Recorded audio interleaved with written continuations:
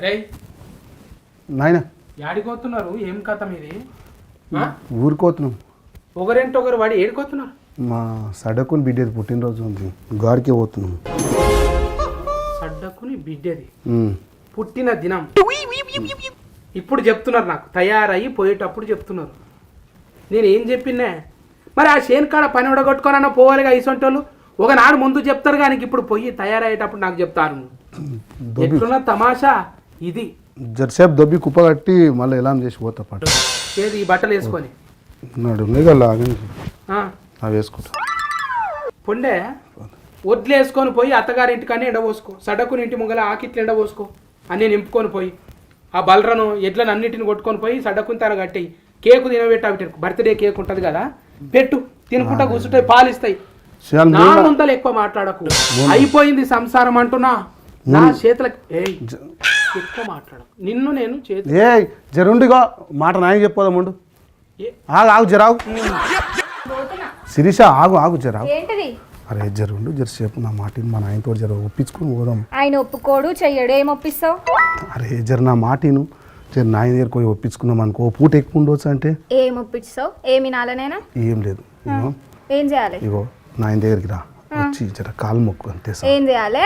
కాలు నేను చేతులెత్తి మొక్కుడే గొప్ప, అట్లాంటి నా గురించి తెలిసి నువ్వు కాలు మొక్కమంటున్నావా? నేను నీకు దండం పెడతాను, మా అయ్య కాళ్ళకు దండం పెట్టి నాకు పెద్ద తలకాయ నొప్పి అవుతుంది. ఆయన ఒప్పుకోకపోతే నీ పని చెప్తా. సరే అట్లా అయింది. సరే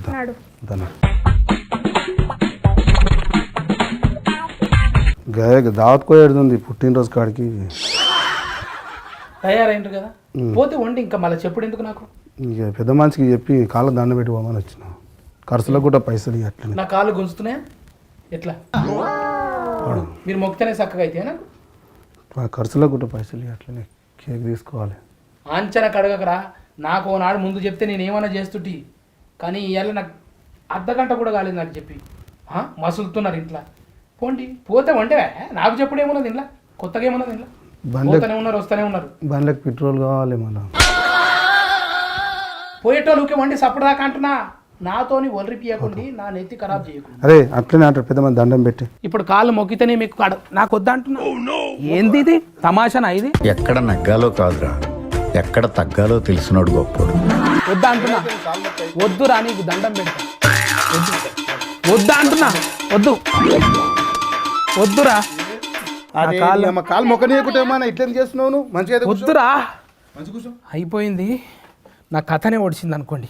పొండి ఎక్కనన్నవండి, ఏ రాజ్యం అన్న తిరగండి, ఇవ్వని చుట్టాల వాళ్ళ తోక చుట్టాల దానికి గొడవండి, నాకు సంబంధం లేదు, నన్ను అడగకండి. అయిపోయింది నా కథ. ఇప్పుడు నేను నీ చేతులు ఎందుకు పోతున్నాయి? మొక్కలు మొక్కనికి పోతే నా మీద అరవకు.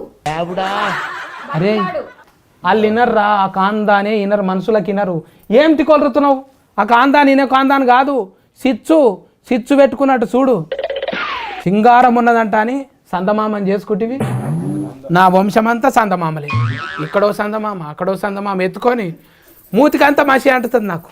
రేపు పొద్దుగాల ఎవరన్నా మీకు చుట్టాలు ఉండొచ్చు, వాళ్ళని మొక్కుపోండి. నాకొద్దు, నా కాళ్ళు వద్దు, నా ఏళ్ళొద్దు.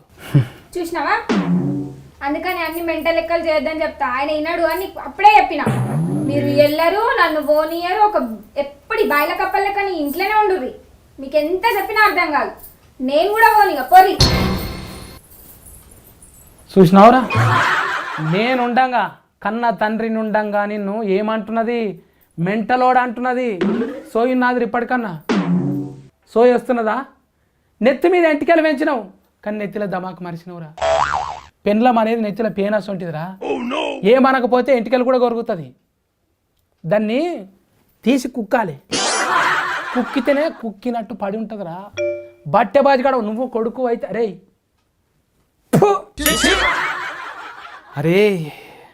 కళ్ళకి వెళ్ళి ఇప్పటికీ నిప్పుకలు తిరుగుతున్నాయి.